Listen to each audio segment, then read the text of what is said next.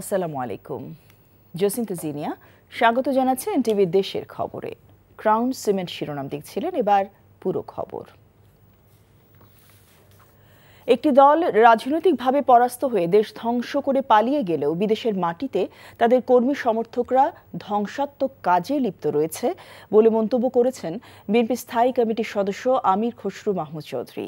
আর আওয়ামী লীগের সঙ্গে কোনো আঁতাত নেই জানিয়ে তাদের সহযোগীদের খোলস বদল ঠেকাতে খেয়াল রাখার আহ্বান জানিয়েছেন বিএনপি সিনিয়র যুগ্ম মহাসচিব রুহুল কবির রিজভী।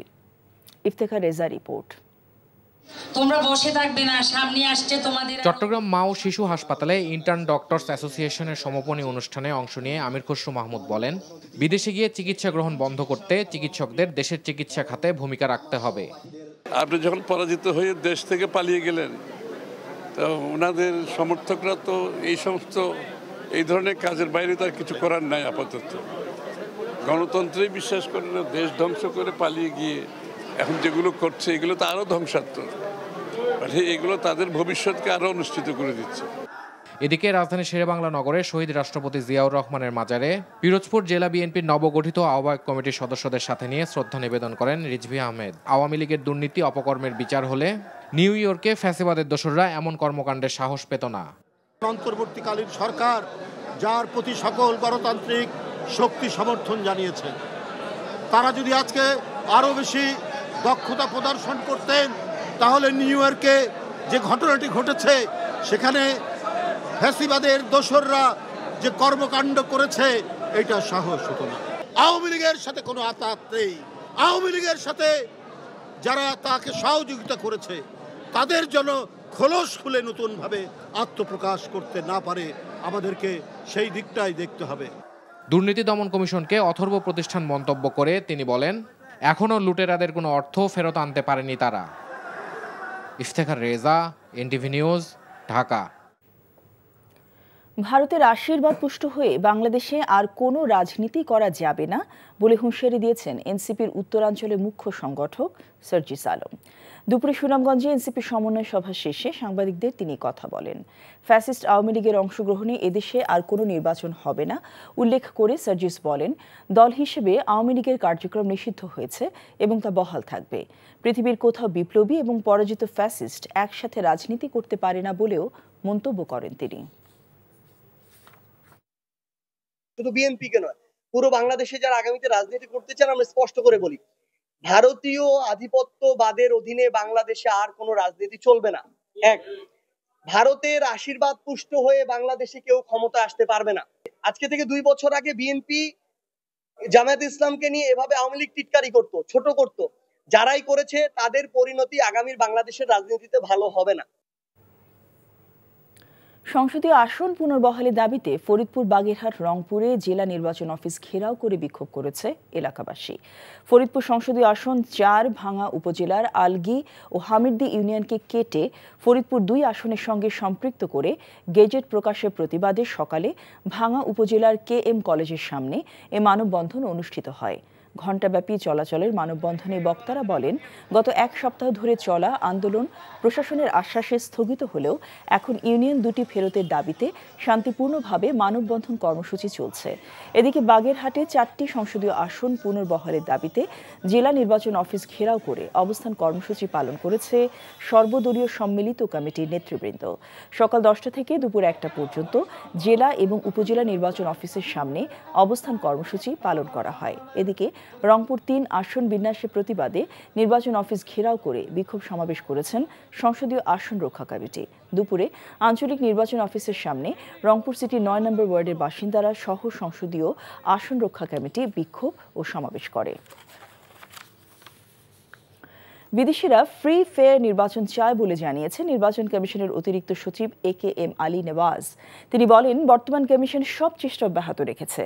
আসন্ন জাতীয় সংসদ নির্বাচন সামনে রেখে বরিশালে জাতিসংঘ উন্নয়ন কর্মসূচি UNDP এবং বিভিন্ন দেশের রাষ্ট্রদূতের সঙ্গে মতবিনিময় সভায় তিনি কথা বলেন। এ সময় UNDPর আবাসিক প্রতিনিধি স্টেফেন লেলার, সুইডেনের রাষ্ট্রদূত নিকোলাস উইক্স সহ অন্যরা উপস্থিত ছিলেন। সুষ্ঠু নির্বাচনে বিভিন্ন কারিগরি সহায়তা চাওয়া হয়েছে বলে জানান নির্বাচন কমিশনের অতিরিক্ত সচিব। 15 দফা দাবির বিষয়ে সমঝোতা না হওয়ায় আজ থেকে চট্টগ্রামের সীতাকুণ্ডে আন্তর্জাতিক ইসলামী বিশ্ববিদ্যালয় ক্যাম্পাসে কমপ্লিট শাটডাউন কর্মসূচি শুরু করেছেন শিক্ষার্থীরা জানান তাদের উল্লেখযোগ্য দাবির মধ্যে রয়েছে লেট ফি বাতিল, প্রয়োজনীয় ল্যাব স্থাপন, হলরুম থেকে ক্লাসরুম সরিয়ে নেওয়া, সব সেমেস্টারে ইমপ্রুভমেন্ট পরীক্ষার সুযোগ, পরিবহন আধুনিকায়ন ও মেডিকেল সংস্কার। প্রশাসন তাদের দাবির একটি রোডম্যাপ তুলে ধরলেও তাতে অসঙ্গতি রয়েছে বলে জানান আন্দোলনরত শিক্ষার্থীরা। ফলে তারা রোডম্যাপ প্রত্যাখ্যান করে আন্দোলন চালিয়ে যাওয়ার সিদ্ধান্ত নিয়েছেন।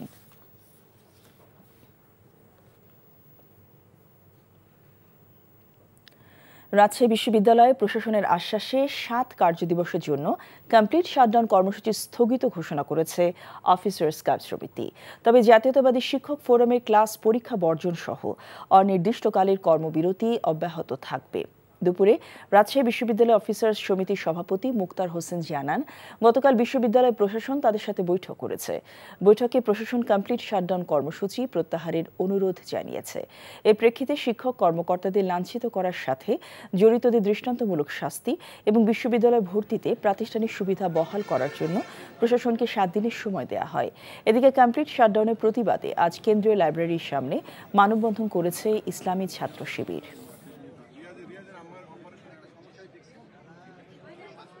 কর্মকর্তা কর্মচারীদের সকল শাটডাউন কর্মসূচি স্থগিত ঘোষণা করছি এবং সন্ত্রাসীদের ন্যায় বিচার এবং প্রাতিষ্ঠানিক সুবিধা হতে আমাদের ফিরিয়ে দেওয়া না হয়, রাজশাহী বিশ্ববিদ্যালয়ে যদি কোনো অনাকাঙ্ক্ষিত ঘটনার সৃষ্টি হয় তার জন্য প্রশাসনকে এককভাবে দায়ী থাকতে হবে। সন্ত্রাসীদের বিচারের দাবিতে সুষ্ঠু বিচার করে শাস্তির আওতায় আনার দাবিতে আমাদের চলমান কর্মসূচি অব্যাহত আছে।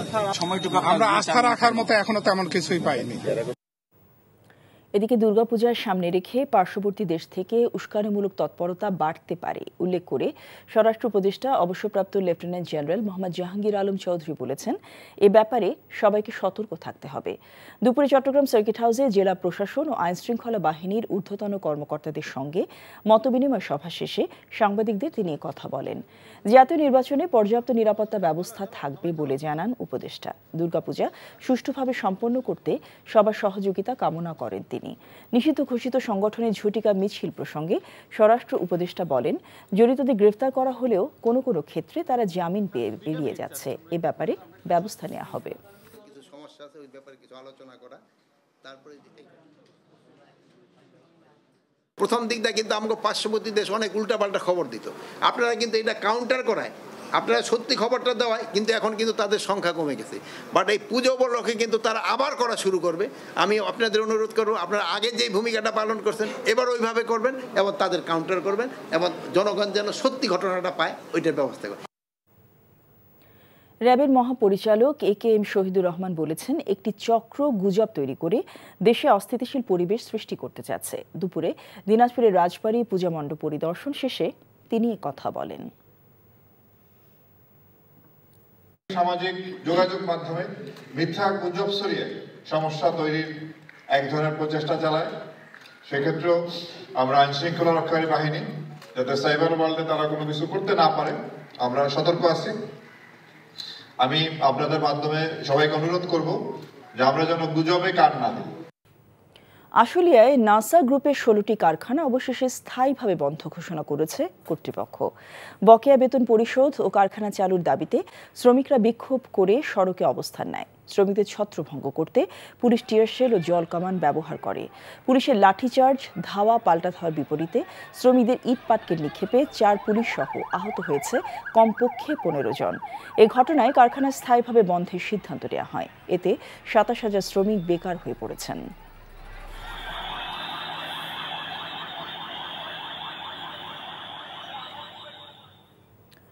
খাগড়াছড়ি সদরে 8ম শ্রেণীর এক স্কুল ছাত্রীকে সংঘবদ্ধ ধর্ষণের ঘটনায় সয়নশীল নামে এক ব্যক্তিকে আটক করা হয়েছে। দোষীদের বিচারের দাবিতে আগামীকাল আধাবেলা সড়ক অবরোধ ও 3 পার্বত্য জেলায় শিক্ষা প্রতিষ্ঠান ধর্মঘটের ডাকও দেওয়া হয়।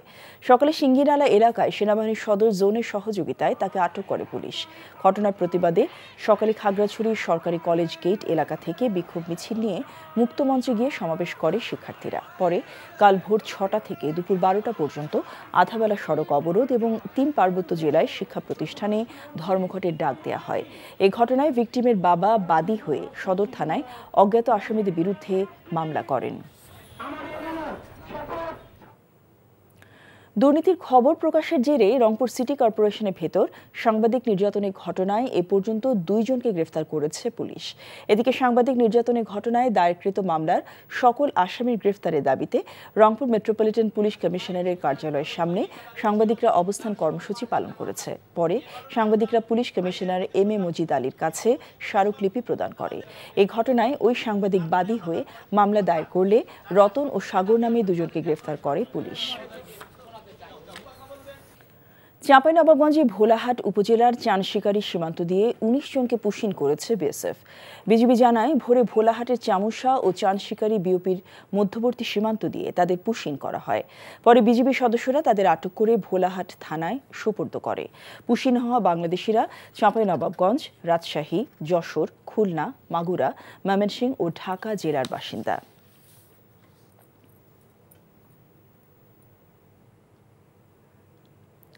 1 ঘণ্টা চেষ্টায় নিয়ন্ত্রণে এসেছে নারায়ণগঞ্জের রূপগঞ্জে সয়াবিন তেল প্রক্রিয়াজাতকরণ কারখানার আগুন। তবে এর আগেই পুড়ে যায় কারখানায় কাঁচামাল সহ মেশিনারিজ। ফায়ার সার্ভিস জানায় বেলা 11:30টার দিকে উপজেলার মুড়াপাড়া এলাকায় ওই সয়াবিন প্রক্রিয়াজাতকরণ কারখানায় আগুন লাগে। খবর পেয়ে ফায়ার সার্ভিসের 5টি ইউনিট 1 ঘণ্টার চেষ্টায় আগুন নিয়ন্ত্রণে আনে। এর আগে সিড ক্রাশিং সেকশনের বেশিরভাগ মেশিনারিজ কাঁচামাল পুড়ে যায়। এদিকে মাদারীপুরের শিবচরে একটি ফেস্টুন কারখানায় আগুন লাগে। খবর পেয়ে ফায়ার সার্ভিস গিয়ে আগুন নিয়ন্ত্রণে আনে।